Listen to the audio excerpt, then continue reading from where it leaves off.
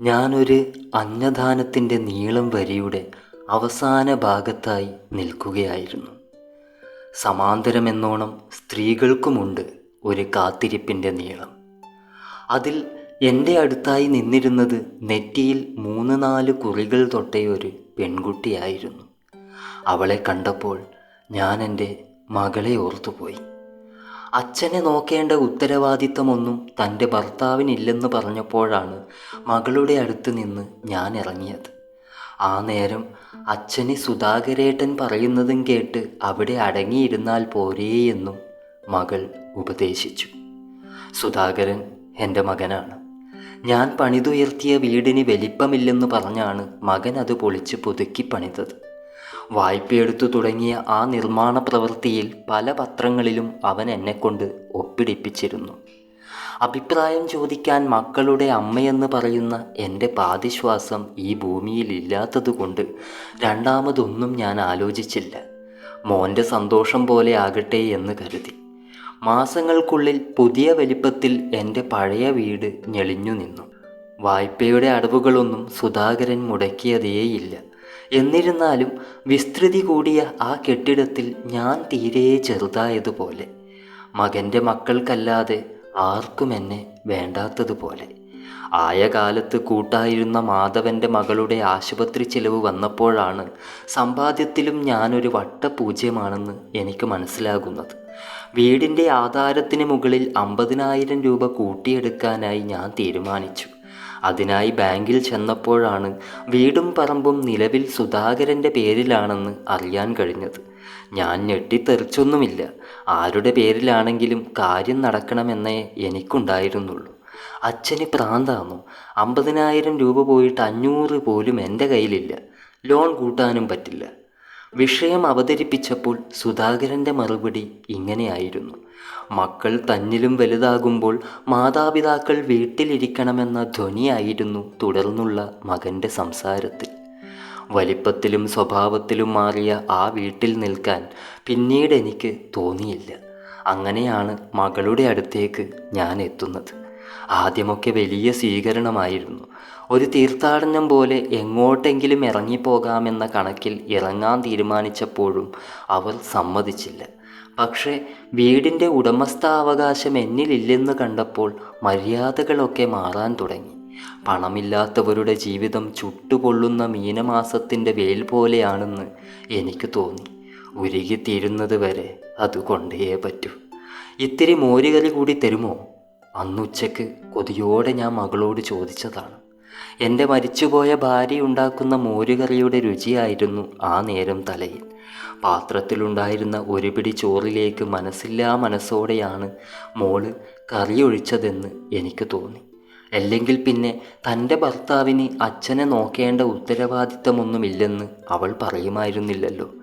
ആ രാത്രിയിൽ ഞാൻ ഒന്നും കഴിച്ചില്ല. വന്ന് കഴിക്കൂവെന്ന് ആരും വിളിച്ചതുമില്ല. ഒരർത്ഥത്തിൽ മോള് പറഞ്ഞത് ശരിയാണ്. ആർക്കും ആരെയും നോക്കേണ്ട ഉത്തരവാദിത്വമൊന്നുമില്ല. അതൊക്കെ പങ്കുവച്ച സ്നേഹതലങ്ങളിൽ നിന്ന് വളരെ സ്വാഭാവികമായി ഉൾത്തിരിയേണ്ട ജീവൻ്റെ പരസ്പര ആശ്രയമാണ്. അവസാനം വരെ കൂടെ ഉണ്ടാകുമെന്ന വാക്ക് പ്രയോഗിക്കും പോലെ അത്ര എളുപ്പമല്ലെന്നും എനിക്ക് തോന്നി. മരണം മാത്രമല്ല മനുഷ്യരിലെ ബന്ധങ്ങളെ തമ്മിൽ പിരിക്കുന്നതെന്ന് ആ രാത്രിയിൽ ഞാൻ അറിഞ്ഞു. പിറ്റേന്നാൾ പുലർച്ചയ്ക്ക് തന്നെ ആരോടും യാത്ര പറയാതെ ഞാൻ ഇറങ്ങി. സ്റ്റോപ്പിൽ നിന്ന ഏതോ ബസ്സിൽ കയറി എങ്ങോട്ടോ പോയി. കയ്യിലുണ്ടായിരുന്ന 100 രൂപയ്ക്ക് പോകാൻ പറ്റുന്ന ആ ദൂരത്തിലിറങ്ങിയപ്പോൾ തന്നെ തല ചുറ്റാൻ തുടങ്ങിയിരുന്നു. ആരോടും യാചിക്കാൻ തോന്നിയില്ല. അപ്പോഴാണ് എൻ്റെ വിശപ്പ് മാറ്റാൻ എന്നോണം ഒരു അന്നദാനത്തിൻ്റെ ബഹളം ഞാൻ ശ്രദ്ധിക്കുന്നത്. 2 നേരത്തിൻ്റെ വിശപ്പ് ഉള്ളിൽ നിന്ന് എന്നെ കൊത്തി പറിക്കുകയാണ്. നിങ്ങൾക്ക് തല ചുറ്റുന്നുണ്ടോ ചേട്ടാ? അയാളെ പിടിക്കുന്നേ. 3-4 കുറികൾ നെറ്റിയിൽ ചാർത്തിയ ആ പെണ്ണായിരുന്നു അത് പറഞ്ഞത്.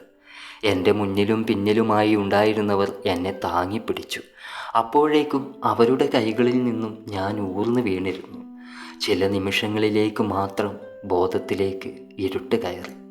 ആരോ മുഖത്ത് വെള്ളം കുടയുമ്പോൾ ഞാനൊരു തുറക്കാത്ത പീടികയുടെ വരാന്തയിൽ കാല് നീട്ടി ചാരിയിരിക്കുകയായിരുന്നു. കുടിക്കാനായി ഇത്തിരി വെള്ളം ചുണ്ടോട് കിട്ടിയപ്പോൾ എൻ്റെ തൊണ്ടയും താനേ തുറന്നു. വിശപ്പിൻ്റെയും ദാഹത്തിൻ്റെയും കുടലിലേക്ക് ഇറങ്ങുന്ന ഓരോ തുള്ളികളെയും ഞാൻ അനുഭവിക്കുന്നുണ്ടായിരുന്നു. എനിക്ക് കുഴപ്പമൊന്നുമില്ലെന്ന് കണ്ടപ്പോൾ കൂടിയവരെല്ലാം അവരവരുടെ വിശപ്പിൻ്റെ വരിയിലേക്ക് തന്നെ ചേർന്നു. താനാണ് മുന്നിലുണ്ടായിരുന്നതെന്നും പറഞ്ഞ് ആരൊക്കെയോ തർക്കിക്കുന്നത് എനിക്ക് കേൾക്കാമായിരുന്നു. ആ ബഹളത്തിലേക്ക് വീണ്ടും ചേർന്ന് നിൽക്കാനുള്ള ആവത് എനിക്കുണ്ടായിരുന്നില്ല. കണ്ണുകൾ എപ്പോൾ വേണമെങ്കിലും അടഞ്ഞു പോയേക്കുമെന്ന് തോന്നി.